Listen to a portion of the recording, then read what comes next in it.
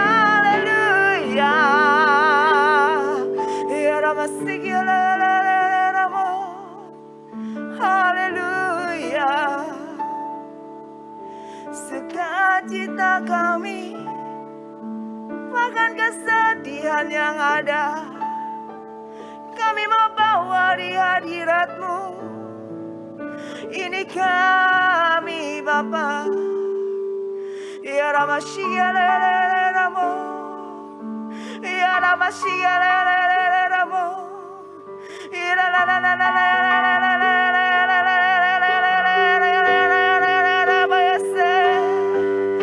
kami angkat hati kami mau tinggikan di atas segalanya Engkau Tuhan, Kau yang terbesar, kuasa-Mu nyata. Ila basi, ila baba baba baba baba, ila baba baba baba baba,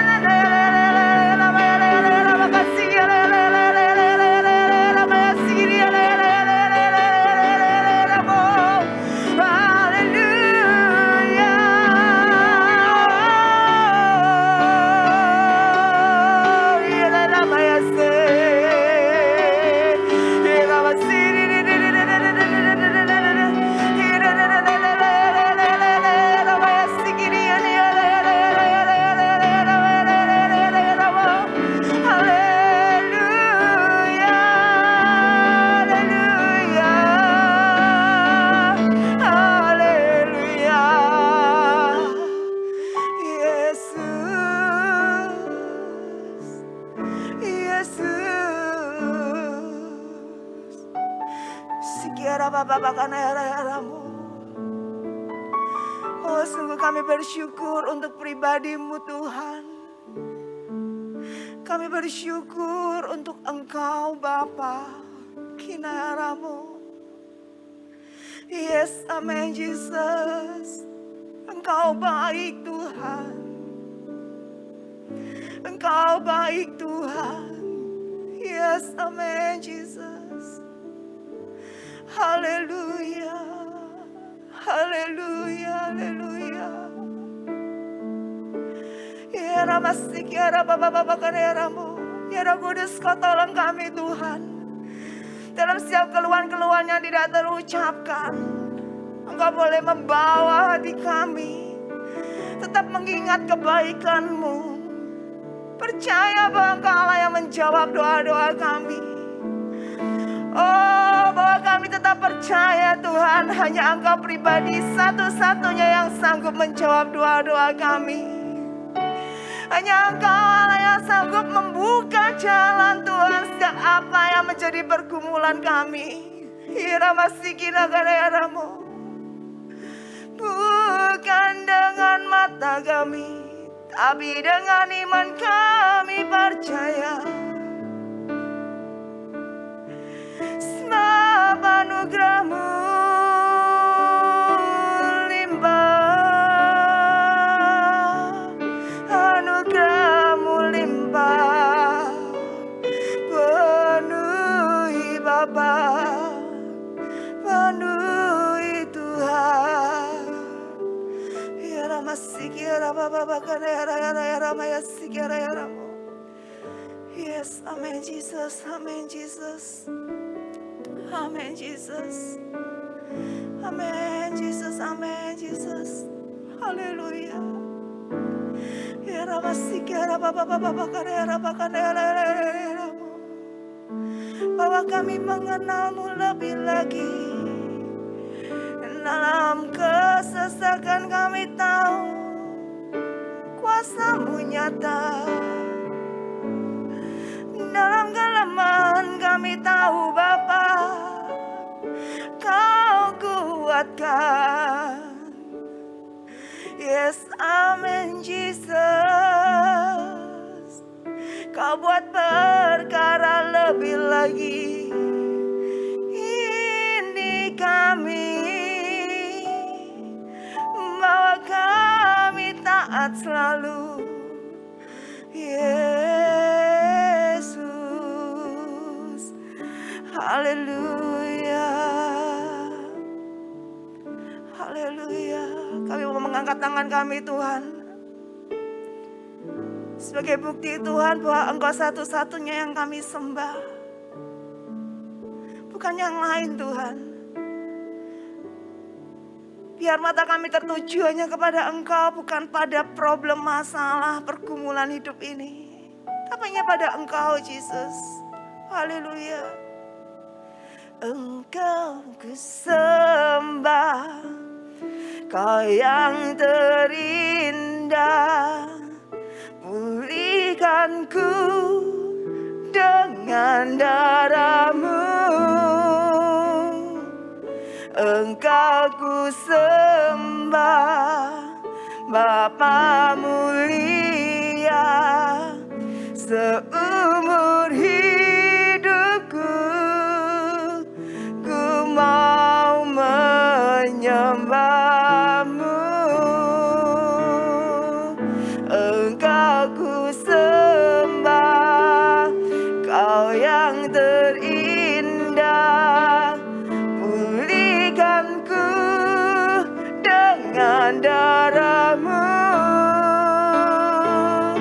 Engkau ku sembah, Bapa mulia. Seumur hidupku ku mau menyembah-Mu.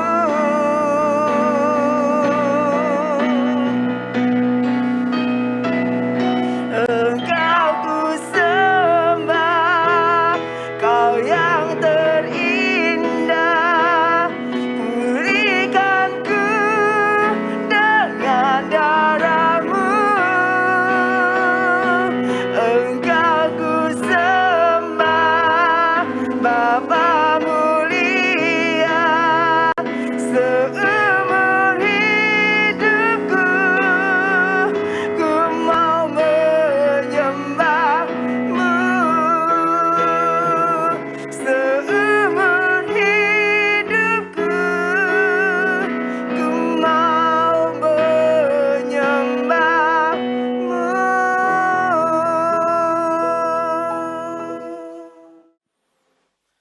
Salam sejahtera dalam kasih Kristus. Selamat berjumpa kembali. Terima kasih pertama-tama kepada Bapak Gembala yang telah memberikan waktu kembali untuk membagikan berkat firman Tuhan untuk jemaat Tuhan di Betani ini. Saudara yang dikasihi Tuhan, dalam bulan Agustus yang lalu, di khotbah-khotbah saya di gereja selalu merenungkan tentang kemerdekaan. Ketika kita merenungkan tentang kemerdekaan, betapa indahnya bahwa hidup ini kita telah dianugerahkan kemerdekaan. Pertama-tama kemerdekaan secara fisik di negeri ini, terlebih dari itu, dalam Tuhan Yesus Kristus kita dimerdekakan secara rohani, kemerdekaan yang sejati, kemerdekaan yang sesungguhnya. Nah, saudara yang kasih Tuhan, dalam kitab Roma, pasal ke-8 ayat 1-4, berbicara tentang kemerdekaan yang sejati, yakni kita dimerdekakan dari penghakiman yang mengerikan. Sekali lagi, kita bersukacita, kita bersyukur karena kita dimerdekakan dari penghakiman yang akan datang, penghakiman yang mengerikan. Dalam kitab Roma pasal 8 ayat 1-4, demikian firman Tuhan. Hidup oleh roh. Demikianlah sekarang tidak ada penghukuman bagi mereka yang ada di dalam Kristus Yesus. Roh yang memberi hidup telah memerdekakan kamu dalam Kristus dari hukum dosa dan hukum maut. Sebab apa yang tidak mungkin dilakukan hukum Taurat karena tak berdaya oleh daging, telah dilakukan oleh Allah dengan jalan mengutus anaknya sendiri dalam daging, yang serupa dengan daging yang dikuasai oleh dosa karena dosa. Ia telah menjatuhkan hukuman atas dosa di dalam daging, supaya tuntutan hukum Taurat digenapi di dalam kita yang tidak hidup menurut daging, tetapi menurut roh. Kita tundukkan kepala terlebih dahulu. Bapa di surga, Allah yang mengasihi kami, yang kami muliakan dalam nama Tuhan Yesus, kami bersyukur atas kesempatan yang indah ini boleh belajar bersama-sama akan firman-Mu untuk melandasi kami bersekutu dalam Tuhan, untuk melandasi kami mengikut dan iring Tuhan selama menumpang di dunia ini, untuk melandasi kami untuk senantiasa berharap kepada kasih setia-Mu ya Tuhan. Dengan firman-Mu kami terus diteguhkan, dikuatkan, dan terus didorong untuk kepada pengharapan yang Tuhan berikan, yakni keselamatan hidup kekal yang Tuhan telah berikan kepada kami. Tuhan, kami hendak merenungkan firman-Mu, sucikan, kuduskan hati kami, supaya firman-Mu beroleh tempat dalam hati kami dan mendorong kami untuk terus tekun setia mengasihi Tuhan, sampai Tuhan datang kedua kali. Tuhan memberkati hamba-Mu yang derana, pakai untuk menjadi alat saluran berkat firman-Mu. Dalam nama Tuhan Yesus, kami berdoa dan bersyukur. Haleluya. Amin. Nah, saudara yang dikasihi Tuhan, berbicara tentang kemerdekaan, saya percaya dirindukan oleh setiap orang. Kalau saat ini, di masa pandemi, walaupun sudah menurun, tetapi belum selesai sepenuhnya. Saya percaya bahwa setiap orang rindu untuk dimerdekakan dari cengkeraman kuasa yang menakutkan di pandemi ini. Saudara yang dikasihi Tuhan, dalam firman Tuhan, Tuhan Yesus menjanjikan kemerdekaan yang memberikan hidup kita penuh arti, penuh sukacita, penuh dengan kemantapan, walaupun di tengah-tengah dunia yang penuh dengan carut-marut pergumulan-pergumulan. dimerdekakan dari penghakiman yang akan datang. Itulah yang menjadi sukacita kita. Seperti dalam ayat yang pertama, ayat kedua tadi. Demikianlah sekarang, tidak ada penghukuman bagi mereka yang ada di dalam Kristus Yesus. Demikianlah merupakan kesimpulan dari apa yang dijelaskan oleh Rasul Paulus, pasal-pasal sebelumnya, berbicara tentang dosa yang mengharu-birukan dunia, yang mengharu-birukan manusia, sehingga tak berdaya oleh karena kuasa dosa yang begitu dahsyat.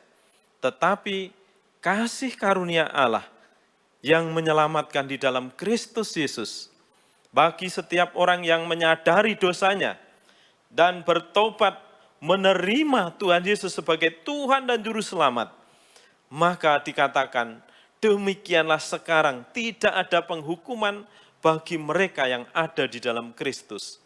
Penghukuman di sini sama dengan penghakiman yang akan datang. Penghukuman di sini, penghakiman kepada orang berdosa, akibat dari dosa-dosanya, mau tidak mau, percaya tidak percaya, sadar atau tidak sadar, bahwa manusia sedang ditunggu oleh penghakiman yang akan datang.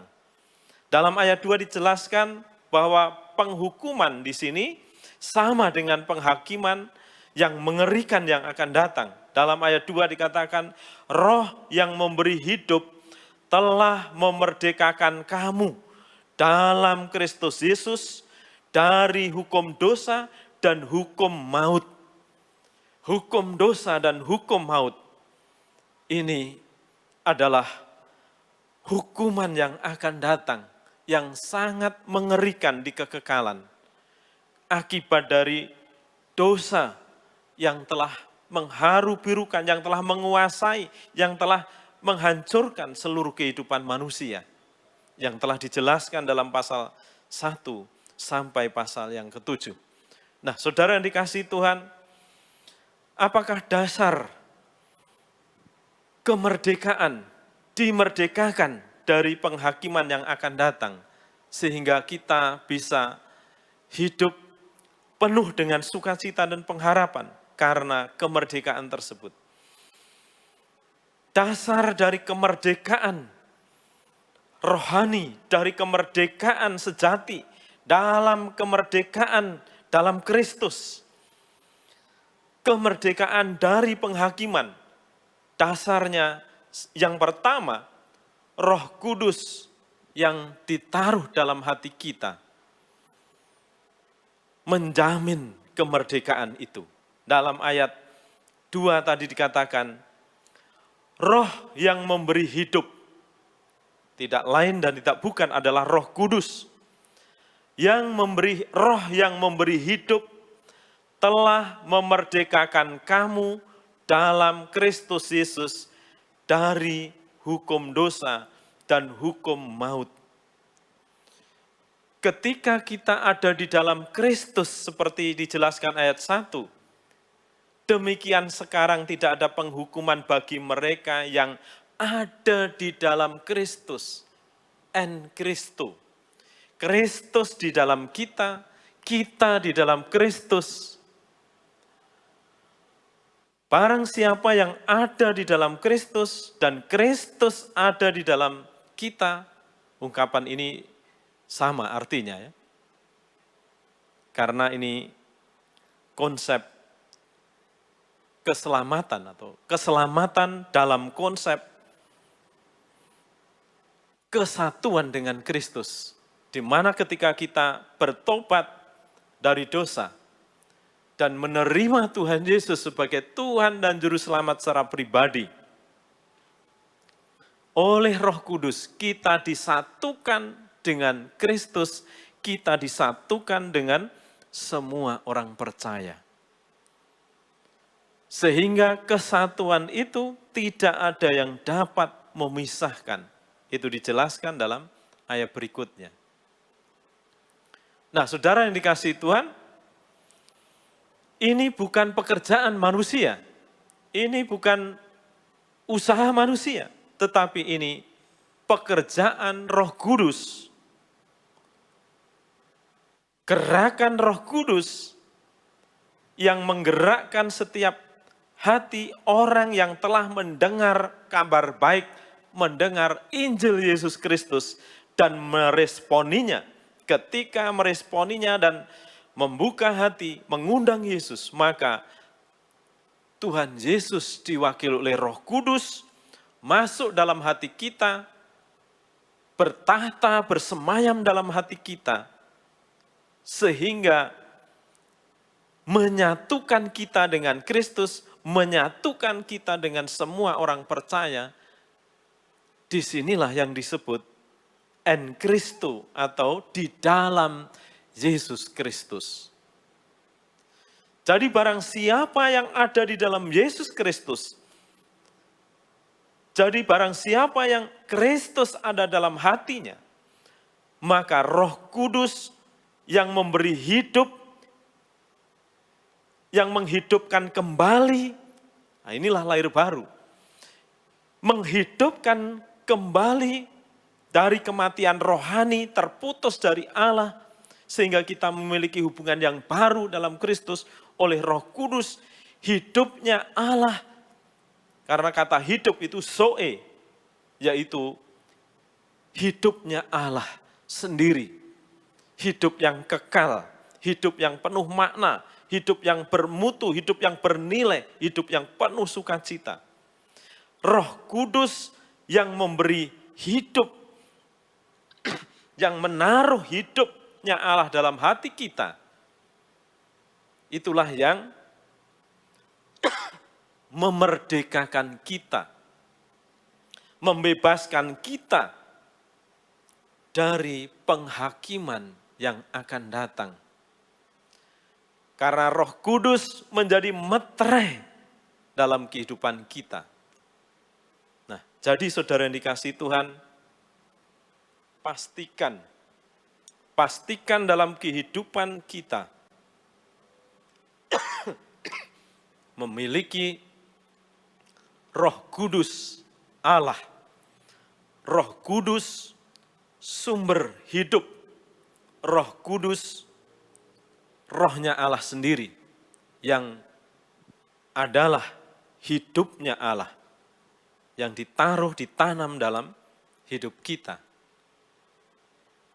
Inilah yang menjadi jaminan bagi kita untuk bebas, untuk merdeka dari penghakiman yang mengerikan yang akan datang. Saudara yang dikasihi Tuhan, sadar atau tidak sadar, percaya atau tidak percaya, bahwa setiap orang, setiap insan akan menghadap pengadilan Kristus. Penghakiman Kristus yang tak seorang pun dapat lolos dari pengadilan yang akan datang. Memang kalau kita berbicara tentang pengadilan, saudara yang dikasihi Tuhan, tidak hanya satu kali. Pengadilan khusus untuk orang Yahudi ada. Pengadilan khusus untuk orang percaya ada. Pengadilan khusus untuk bangsa-bangsa yang tidak mengenal Allah. Atau orang-orang yang tidak mau bertobat dan tidak mau percaya Tuhan Yesus. Penghakiman di tahta putih. Penghakiman yang mengerikan.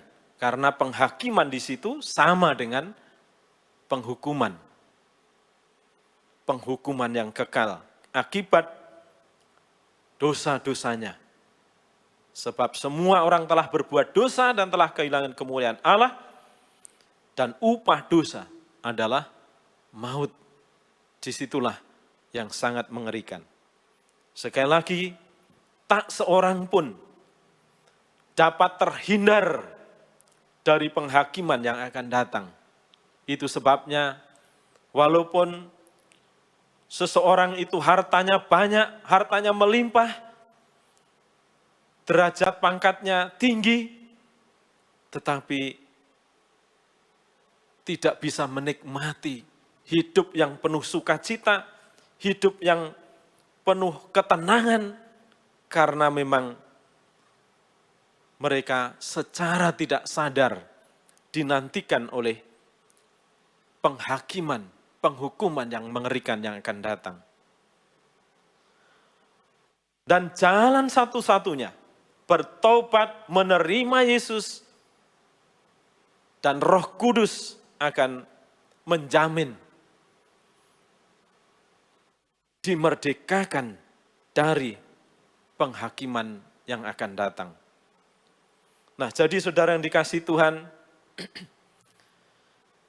kita bersyukur kalau kita diberi kesempatan untuk mengenal Allah yang hidup, Allah sumber segala kehidupan, mengasihi kita, menjamah kita, bahkan memilih kita, menyelamatkan kita, menjadikan kita ada di dalam Kristus Yesus.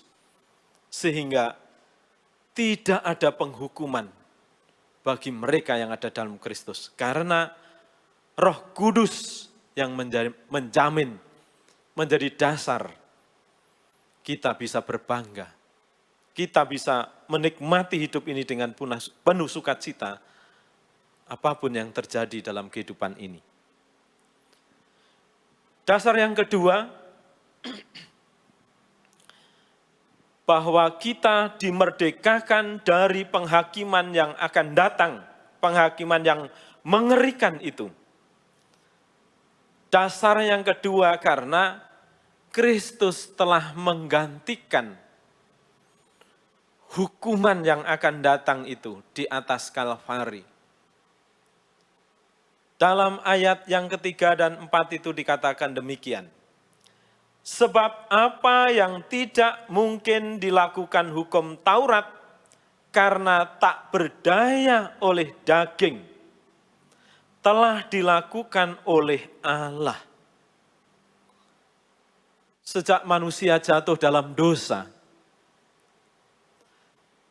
tidak mungkin untuk masuk surga atau diselamatkan, dibebaskan dari hukuman yang akan datang dengan cara melakukan syariat-syariat hukum Taurat.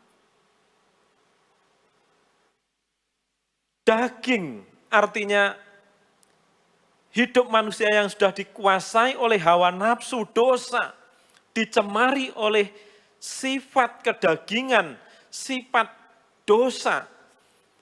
Tak mungkin manusia bisa melakukan hukum-hukum dengan tertib. Melakukan hukum-hukum dengan sungguh-sungguh tidak mungkin. Karena dosa, karena kedagingan, justru sebaliknya. Untuk melakukan hal-hal yang baik, manusia harus dipimpin oleh Roh Kudus, harus dipimpin oleh Allah. Karena tanpa pimpinan Roh Kudus, tanpa pimpinan Allah,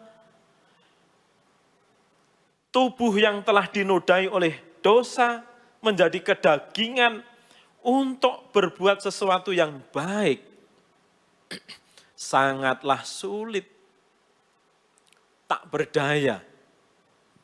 Ya toh, kalau manusia untuk berbuat dosa tidak usah disuruh-suruh, tidak perlu diingatkan. Beda kalau seseorang suruh berbuat baik, suruh berdoa, suruh ibadah, suruh membaca firman Tuhan, itu saja harus diingatkan terus. Tapi kalau untuk berbuat dosa, berbuat yang jahat, mana ada orang yang harus diingatkan dulu. Mas, sampai tadi belum marah toh? Tidak pernah ada. Atau kalau orang sudah dikuasai oleh dosa mencuri, menipu, berbohong, atau kejahatan yang lain, tidak perlu diingatkan, sudah cepat sendiri, karena memang apa? Karena manusia sudah dikuasai oleh dosa, oleh kedagingan. Untuk melakukan hal-hal rohani tidak mungkin akan bisa seperti itu, karena kedagingan tadi.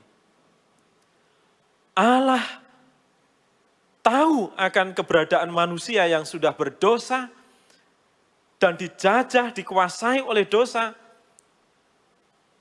Tak satu pun manusia akan dapat bebas dari penghakiman kalau berdasarkan melakukan hukum Taurat atau melakukan perintah-perintah supaya diselamatkan.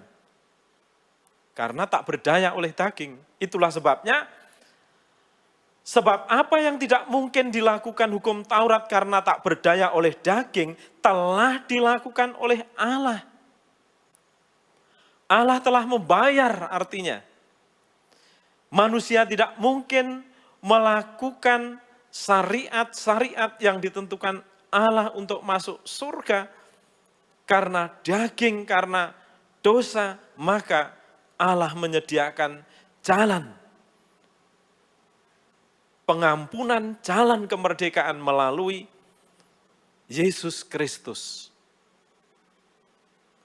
Dengan jalan mengutus anaknya sendiri dalam daging yang serupa dengan daging yang dikuasai oleh dosa karena dosa, ia telah menjatuhkan hukuman atas dosa di dalam daging. Artinya, Allah yang maha kuasa, yang transcendent, yang maha dahsyat, yang maha tak terbatas, menjadi imanen, menjadi manusia, menjadi daging, dan rela menggantikan hukuman manusia karena tak berdaya oleh daging tadi, melalui pengorbanannya, melalui penyalipannya di Kalvari itulah, Yesus mau menggantikan seluruh ketidakberdayaan kita. Kita tinggal berserah penuh kepada korban Kristus. Kristuslah yang menanggung hukuman itu karena tak berdaya oleh daging untuk melakukan hukum-hukum Taurat. Maka Tuhan Yesus telah menggantikan hukuman itu di atas Kalvari. Jadi Tuhan Yesuslah yang menanggung hukuman kita. Sehingga ketika penghakiman yang mengerikan di kekalan nanti tiba waktunya, kita tidak lagi dihakimi,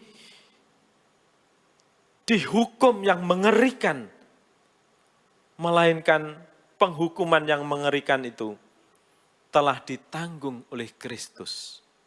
Ayat 4, tujuan dari Yesus Kristus yang datang ke dalam dunia, di situ dikatakan, karena telah dilakukan oleh Allah dengan jalan mengutus anaknya sendiri dalam daging, yang serupa dengan daging, dikuasai oleh dosa karena dosa, dan telah menjatuhkan hukuman atas dosa di dalam daging di atas Kalvari. Itu tujuannya supaya tuntutan hukum Taurat digenapi di dalam kita yang tidak hidup menurut daging lagi, tetapi sekarang menurut Roh Kudus sejak kita bertobat dan menerima Tuhan Yesus. Nah, saudara yang dikasihi Tuhan, itu sebabnya kita bersukacita, ada pengharapan, ada hari depan yang penuh pengharapan, yang penuh sukacita, karena penghakiman, penghukuman yang mengerikan itu telah ditanggung oleh Tuhan Yesus Kristus. Itu sebabnya Injil harus diberitakan, kabar baik ini harus diberitakan. Karena setiap orang harus menanggung hukuman yang mengerikan yang akan datang kalau tidak mau bertobat dan menerima Tuhan Yesus sebagai Tuhan dan Juru Selamat. Kalau seseorang tidak mau bertobat dan menerima Tuhan Yesus, maka penghukuman, penghakiman yang akan datang itu ditanggung sendiri. Harus dibayar sendiri. Dengan cara dihakimi, dihukum yang sangat mengerikan di kekekalan. Tetapi kita bersyukur karena kasih Kristus yang telah menjangkau kita, sehingga kita memiliki keselamatan, kemerdekaan dari penghakiman yang akan datang. Karena Roh Kudus yang ada di dalam hati kita, dan karena Kristus telah menanggung semuanya itu. Betapa indahnya, betapa leganya hidup ini. Karena hukuman beban dosa yang sangat dahsyat itu telah ditanggung olehnya. Dan kita tinggal hidup mengasihi Dia, melayani Dia sebagai ungkapan syukur kita kepada Allah. Itu sebabnya sebagai penerapannya teologis yang begitu luar biasa itu, setiap orang percaya harus melayani Allah dengan penuh sukacita dan bersukacita dalam pengharapan, seperti penerapannya yang ditulis oleh Rasul Paulus dalam pasal 12 ayat 11 dan 12. Janganlah hendaknya kerajinanmu kendor, biarlah rohmu menyala-nyala dan layanilah Tuhan. Bersukacitalah dalam pengharapan, sabar dalam kesesakan, dan bertekun dalam doa. Bagi kita penerapannya, karena telah dimerdekakan, maka kita tidak boleh bermalas-malasan, melainkan kita harus rajin, semangat untuk melayani Tuhan. Roh kita harus menyala-nyala terus dan melayani Tuhan. Kata melayani di sini dari kata doulos, artinya apapun yang kita kerjakan, apapun pekerjaan kita, itu adalah pengabdian kita kepada Allah. Kalau kita sebagai pegawai negeri, kita pegawai negeri yang jujur, yang baik, yang sungguh-sungguh, kita melayani Tuhan dengan tidak malas. Kalau kita sebagai wira swasta yang baik, yang jujur, yang semangat, itu juga sebagai melayani Tuhan. Karena yang dipakai di sini kata doulos, artinya melayani Tuhan dalam seluruh kehidupan kita, mengabdikan diri kepada Tuhan untuk memuliakan Tuhan. Dan dikala ada pergumulan-pergumulan hidup sehari-hari, nasihatnya bersukacitalah dalam pengharapan. Walaupun sesulit apapun, dalam Kristus ada pengharapan tadi. Keselamatan, hidup kekal yang penuh sukacita. Itu harus menjadi dasar semangat setiap hari, bersukacita dalam pengharapan. Dikala mengalami kesulitan, dikatakan sabarlah dalam kesesakan. Biasanya kalau mengalami berkat, wah sukacitanya luar biasa. Tetapi dikala sedang mengalami tantangan, kesulitan, disitulah kita ingat firman Tuhan, suruh sabar. Sabar, kesabaran, salah satu buah dari Roh Kudus. Dikala sedang mengalami kesulitan dalam kehidupan sehari-hari, kita disuruh bersabar. Kalau sudah sabar tapi masih belum selesai pergumulannya, dikatakan selanjutnya, bertekunlah dalam doa. disuruh bertekun dalam doa. Kalau kita bertekun dalam doa, pasti ada jalan keluar. Pasti Tuhan mendengar, pasti Tuhan memberi yang terbaik. Jadi saudara yang dikasih Tuhan, kita adalah orang-orang yang telah dimerdekakan dari penghakiman yang akan datang. Kita harus melebihi orang-orang yang pemenang. Karena firman Tuhan tadi memberitahukan kepada kita, bersuka dalam pengharapan, bersukacita dalam pengharapan, sabar dalam kesesakan, bertekun dalam doa. Itu adalah penerapan dari kehidupan sehari-hari. Dari setiap orang yang telah memiliki Roh Kudus, yang telah dimerdekakan dari penghakiman yang akan datang. Hidup ini selalu menatap hari esok penuh dengan sukacita. Karena Tuhan telah memerdekakan kita. Tuhan memberkati, kita tundukkan kepala. Bapa di surga, Allah yang mengasihi kami, yang telah rela menjadi manusia dalam Yesus Kristus, bahkan rela mati disalibkan dengan pengorbananmu di Kalvari. Kami beroleh berkat yang dahsyat, berkat yang besar, berkat yang kekal, berkat baik dalam dunia ini bahkan sampai di kekekalan di dunia wal akhiratul. Semua karena kasih anugerahmu yang tak dapat diuraikan dengan kata-kata manusia. Dan biarlah kami selalu mengingat akan kasih-Mu, keselamatan yang Tuhan berikan kepada kami, kemerdekaan yang Tuhan berikan kepada kami. Sehingga kami selalu tekun setia mengasihi Tuhan, bahkan menjadi saksi-Mu dimanapun kami berada, untuk memberitakan kabar baik bagi semua orang. Karena semua orang telah berbuat dosa dan akan menanggung hukumannya kalau tidak mendengar Injil.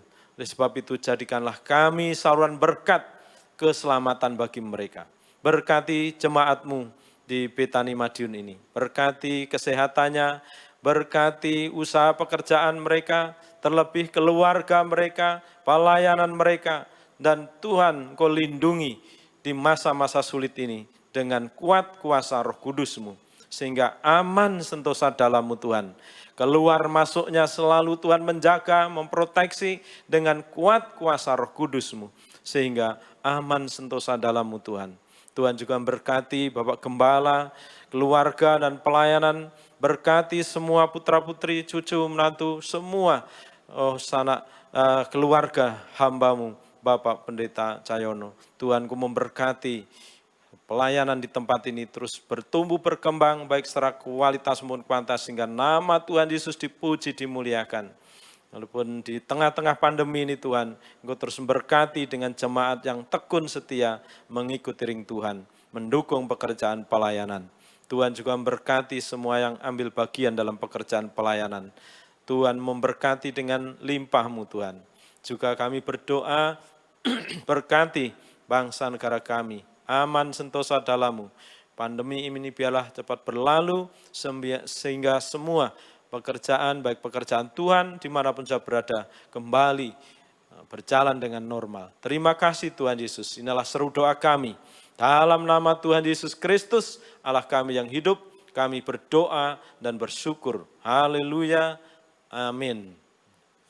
Terima kasih, Tuhan memberkati. Salam.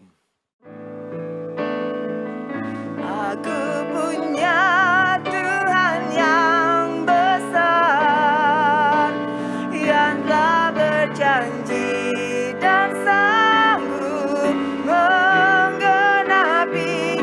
Imanku bersemangat, percaya kuasa-Nya.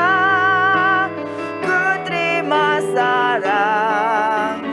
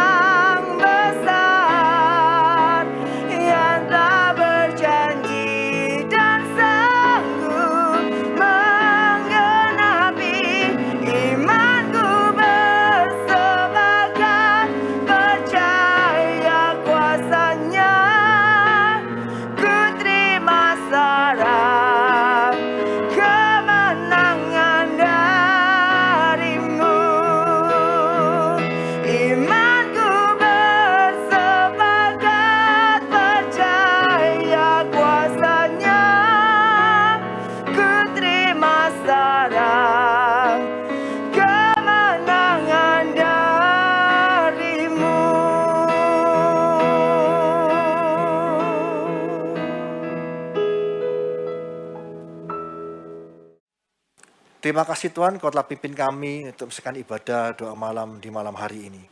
Kami percaya Tuhan, biarlah Tuhan di tengah-tengah pandemi yang terjadi, Kau terus ajar kami untuk menjadi berkat bagi orang-orang sekitar kami. Pimpin kami Tuhan untuk mengerti akan firman-Mu yang disampaikan oleh hamba-Mu, supaya kami Tuhan dapat mengerti Tuhan rancangan-rancangan-Mu yang terbaik bagi kami. Apapun tantangan yang kami hadapi, kami percaya Tuhan, kami tidak akan menjadi lemah, kami akan terus menjadi orang-orang yang tangguh di dalam Kau. Dan kami siap dipakai untuk alat kemuliaan nama-Mu di tengah-tengah pandemi ini Tuhan. Terima kasih Tuhan. Kami percaya Tuhan Kau terus memberkati jemaat-Mu dimanapun kami berada. Kau berikan Tuhan kesehatan, Kau berikan perlindungan-Mu bagi kami semua. Tidak ada kuasa jahat orang jahat yang mengganggu kami, asal kami terus melekat kepada Engkau. Bahkan COVID-19 Tuhan, Kau hindarkan dari kami semua. Asal kami terus Tuhan menjaga protokol kesehatan Tuhan di dalam kehidupan kami. Karena kami percaya Tuhan kami taat akan perintah dari pemimpin yang ada di negara kami ini Tuhan. Terima kasih Tuhan. Maksud kekasih kita minta berkat dari Allah Bapa. Kira ramaya ramata sikap pada ramaya ramaya, kina ramasianda ramaya ramaya, kiala ramasika para. Saudara kasih, terimalah berkat dari Allah Bapa di dalam anak itu Yesus Kristus dan persekutuan Roh Kudus mulai saat ini sampai selama-lamanya. Kau tidak menjadi ekor kepala, kau tidak turun tapi naik. Sekarang firman Tuhan dengan sungguh-sungguh. Siapapun yang percaya atas pernyataan kita bersama-sama berkata, amin.